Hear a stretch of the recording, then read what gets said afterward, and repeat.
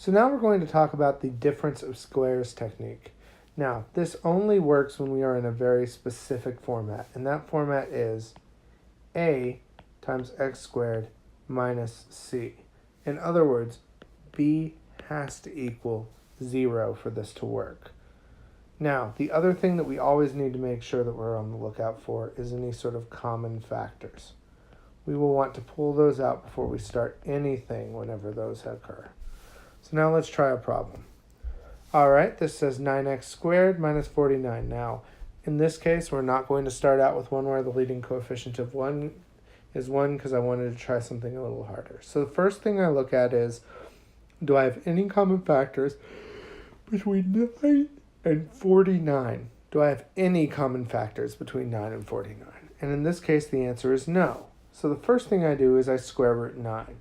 The square root of 9 is, in fact, 3. So I know, in this case, each of these is going to become 3x. In one case, it's going to be plus, and in the other case, it's minus. Now, you'll notice the b is 0 in this case, because we don't see a plus something x. That means the numbers have to cancel out. And the only way they're going to cancel out is if they're the same. So what we do with the 49 is we square root it, and the square root of 49 is 7. So 3x plus 7 times 3x minus 7. And sure enough, if I was to FOIL it, this is the answer I'd get. Now let's try another one. Ooh, this one's a little bit more difficult.